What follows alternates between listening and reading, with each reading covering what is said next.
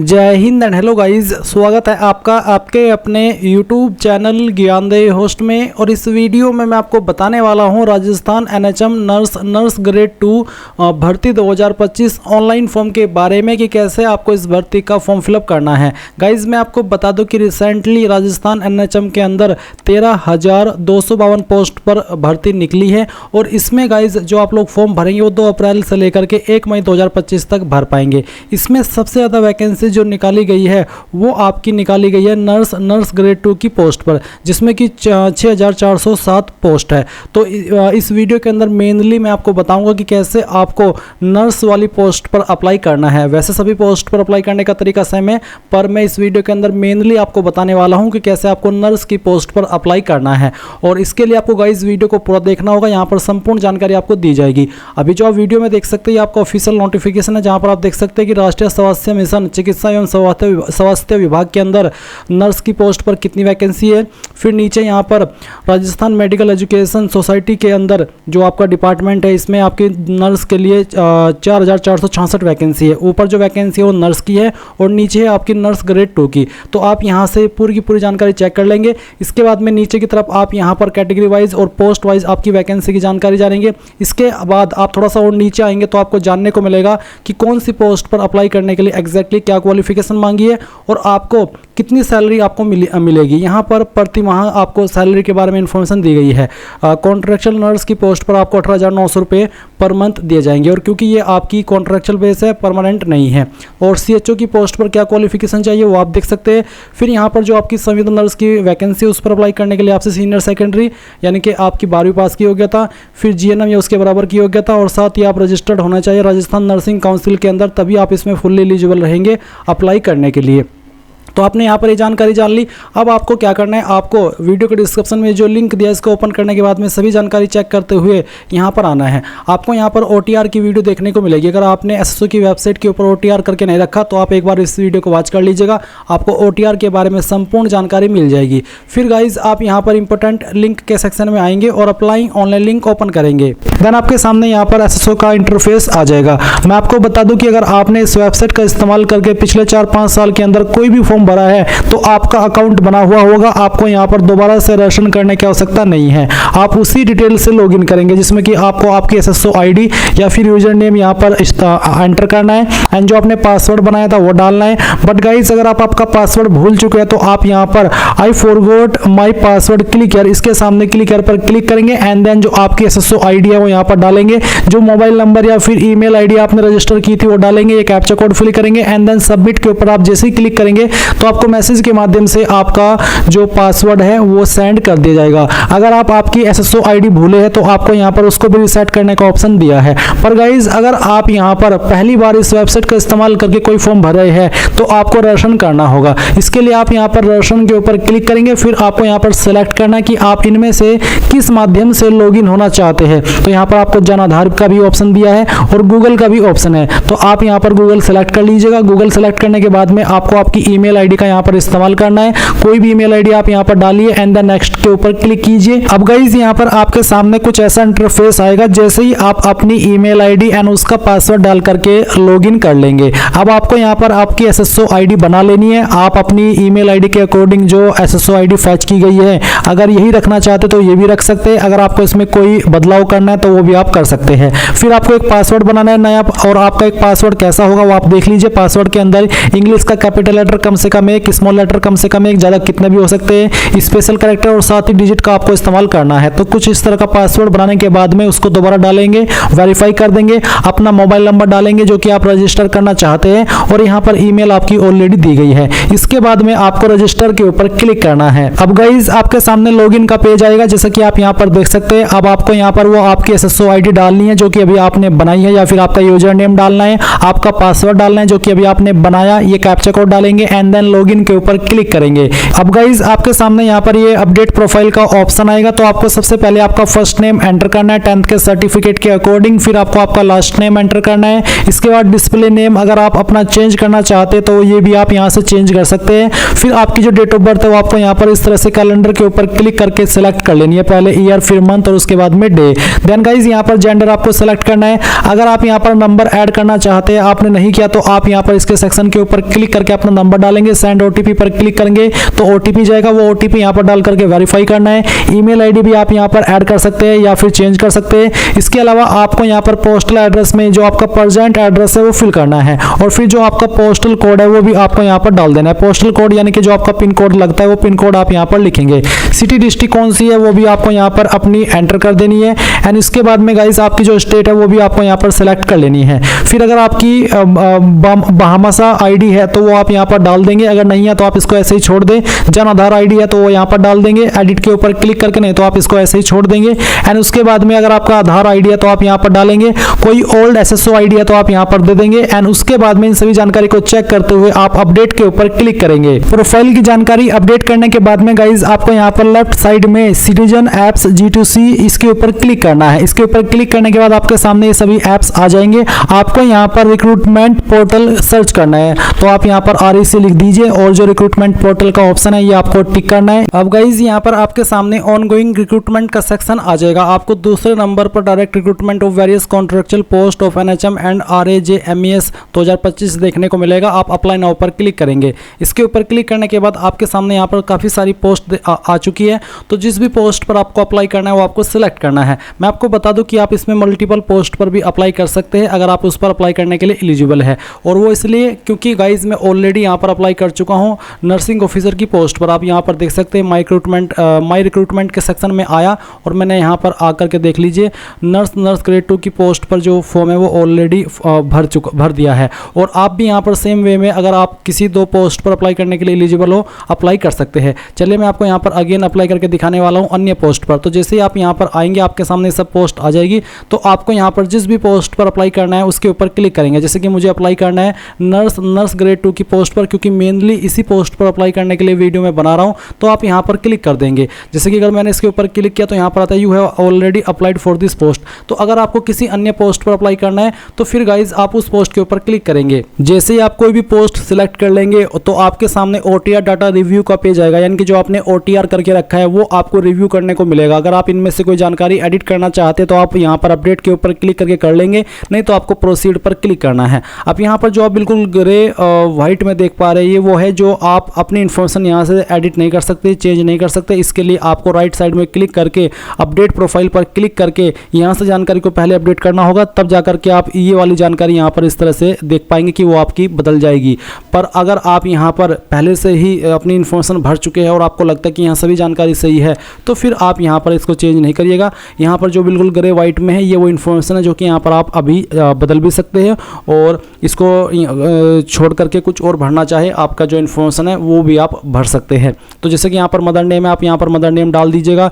उसके बाद में यहाँ पर आपकी कास्ट कैटेगरी कौन सी है वो सिलेक्ट कर लीजिए। वैसे तो मैं यहाँ पर OBC में आता हूँ बट मैं डेमो के लिए फॉर्म को भर रहा हूँ तो इसलिए मैं ST कैटेगरी सेलेक्ट किया हूँ। फिर उसके बाद में अगर आपको कोई स्पेशली एबल्ड कैटेगरी यानी कि विकलांग की कैटेगरी या दिव्यांगजन श्रेणी है तो सिलेक्ट कर ले, नहीं तो आप नॉट एप्लीकेबल क्लिक करेंगे। अब यहाँ पर गाइज आप नीचे की तरफ आएंगे और देखेंगे रिलीजन, तो जो भी आपका रिलीजन है वो आपको सिलेक्ट कर लेना है। फिर उसके बाद में मैरिटल स्टेटस आपका क्या है वो आप सिलेक्ट कर लीजिए। अगर आपकी वैवाहिक स्थिति अनमैरिड के अलावा अन्य है तो फिर आप यहाँ पर जीवन साथी का नाम देंगे। साथ ही साथ 1/6/2002 से पहले और 1/6/2002 के बाद में जीवित बच्चों की संख्या बताएंगे। और क्योंकि आप अनमैरिड है इसलिए आप यहाँ पर इनमें 00 लिख दीजिएगा। उसके बाद मोबाइल नंबर, फिर अगर आपका व्हाट्सअप का मोबाइल नंबर अलग है तो वो आप यहाँ पर दे दीजिए। फिर अपना आधार ID यहाँ पर देंगे और वेरीफाई के ऊपर क्लिक करके उसको वेरीफाई कर देंगे। अगर आपकी जन आधार ID भी है तो वो भी आप यहाँ पर डाल दीजिएगा। उसके बाद आप नीचे देखेंगे आप अप्लाइंग फॉर, क्या आप राजस्थान के अनुसूचित क्षेत्र से संबंधित है। अगर आप राजस्थान के अनुसूचित क्षेत्र से आते हैं तो आप यस करिएगा, अगर आप नहीं आते हैं तो आप नो करिएगा। इसके बाद में गाइज यहाँ पर जिस पोस्ट पर मैं अप्लाई कर रहा हूँ है अब मेरी नर्सिंग ऑफिसर की यानी कि नर्स की, तो इसमें बोला है कि registered in Rajasthan nursing council, तो इसमें रजिस्टर्ड होना अनिवार्य है, इसलिए यहाँ पर यस का ऑप्शन है, नो का ऑप्शन भी नहीं है, तभी आप फुल्ली एलिजिबल होंगे अप्लाई करने के लिए। अगर आप किसी अन्य पोस्ट पर अप्लाई कर रहे हैं और जिसमें कि ये जो रजिस्ट्रेशन है वो अनिवार्य न हो तो आपको यहाँ पर ऐसा ऑप्शन देखने को नहीं मिलेगा। जिस पोस्ट पर वो कंपलसरी होगा होगा उसी पोस्ट पर आपको यहाँ पर ये इस तरह का ऑप्शन देखने को मिलेगा। तो जो भी आपका रजिस्ट्रेशन नंबर है वो आप यहाँ पर डाल दीजिएगा और किस डेट में आपने रजिस्ट्रेशन कराया है वो डेट भी आप सेलेक्ट कर लीजिएगा। फिर नीचे आएगा आपका कोरेस्पोंडेंस एड्रेस यानी कि प्रेजेंट एड्रेस। तो जो भी प्रेजेंट एड्रेस है वो आप यहाँ पर लाइन 1, 2 और 3 के अंदर थोड़ा थोड़ा पार्ट डाल दीजिएगा अपने एड्रेस का।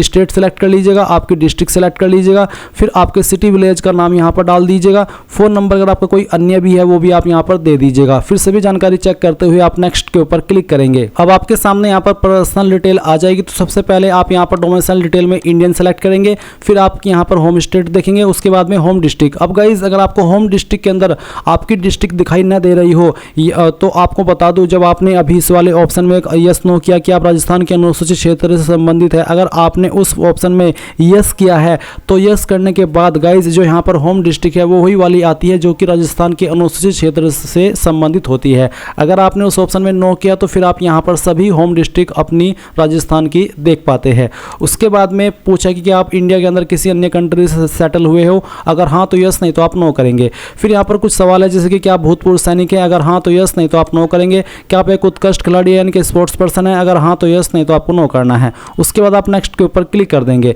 नेक्स्ट पर क्लिक करने के बाद यहाँ पर क्वालिफिकेशन की जानकारी आती है। तो मैं यहाँ पर पहले तो क्वालिफिकेशन के इस ऑप्शन को टिक करता हूँ, आपको भी टिक करना है। उसके बाद यहाँ पर सबसे पहले आप 10वीं की इन्फॉर्मेशन भरेंगे। तो यहाँ पर आपको इसमें सेकेंडरी की इन्फॉर्मेशन देनी है। तो सब्जेक्ट ग्रुप में आप नॉट एप्लीकेबल या फिर ऑल जनरल सब्जेक्ट लिख सकते हैं।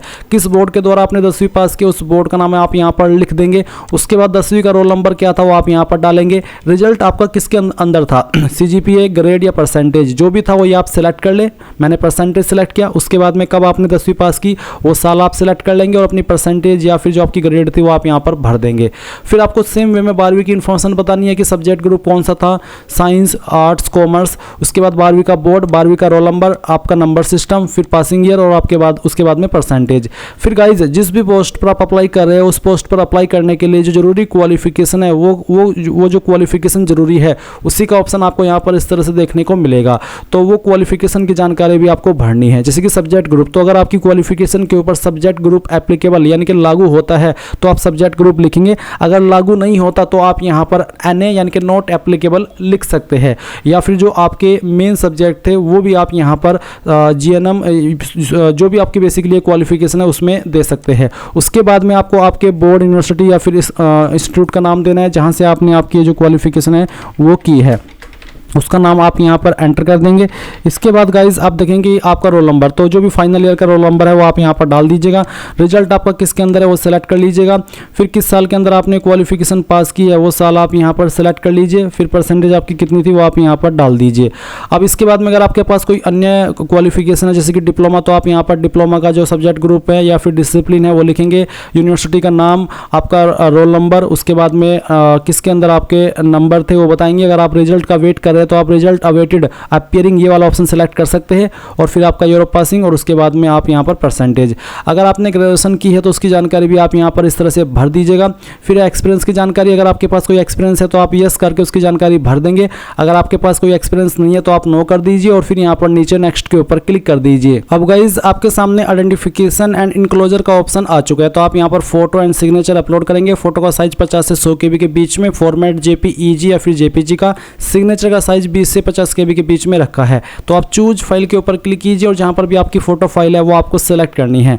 तो यहां पर गाइज जो भी आपकी फाइल है फोटो की वो सेलेक्ट कीजिए। जैसे कि मैं यहां पर ये फाइल सेलेक्ट करने वाला हूं और ओपन करता हूं। ओपन करने के बाद आपका फोटो इस तरह से आ जाएगा।